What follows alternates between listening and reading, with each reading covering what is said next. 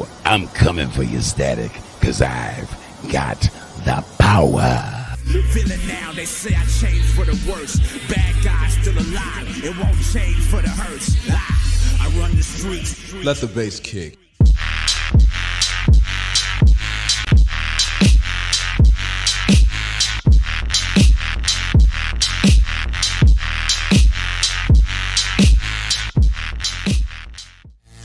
This is your boy Mike Fallon with another episode of Sister Cinema with the one and only Gary Sturgis. How you doing today, sir? I'm good. I cannot complain. It's a beautiful day out here at We Con Be Heroes. Yes.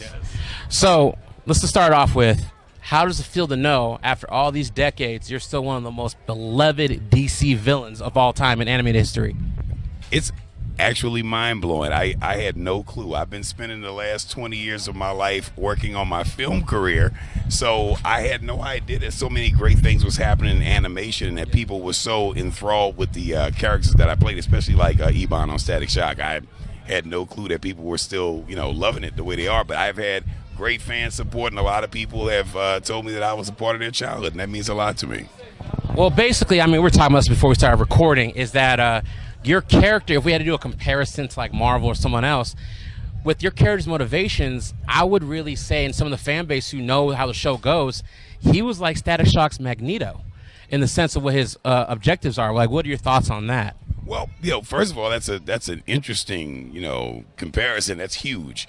Playing a villain like Ebon against Static Shock, for those who watch the cartoon, one of the things about my character that was interesting outside of his intelligence is that he had a way of rounding out a team. He was always looking for other meta-breed kids that were sort of astray that he could bring into a fold and create a family.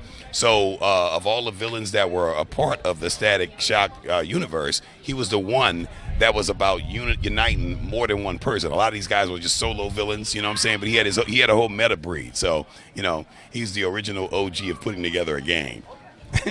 Or so one would say, a new organized culture. A new organized culture, yes. The new organized culture of crime. Basically, crime was the aspect of it, but man. And so, what are your thoughts now to know that Static Shock is so beloved that now there's going to be an HBO Max film of it coming out? That's huge. I'm hoping that you guys remember to call me. I'm still here and available to play Ebon. I'm happy to see that people saw what we saw 20 years ago when we put this thing together.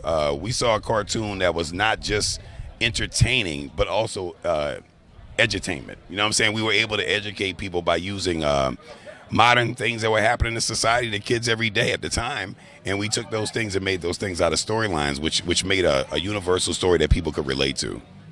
Yeah, I think the one thing that separated your series from the other animated series is that you tackled real life issues head on, like whether it be about the bullying and gun violence or with Gear's dad being a racist. Like, what are your thoughts about those themes and how it's been 20 years?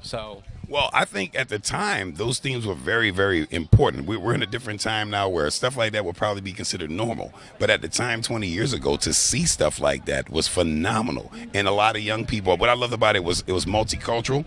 You had a character that represented pretty much every race, every sexuality, every creed.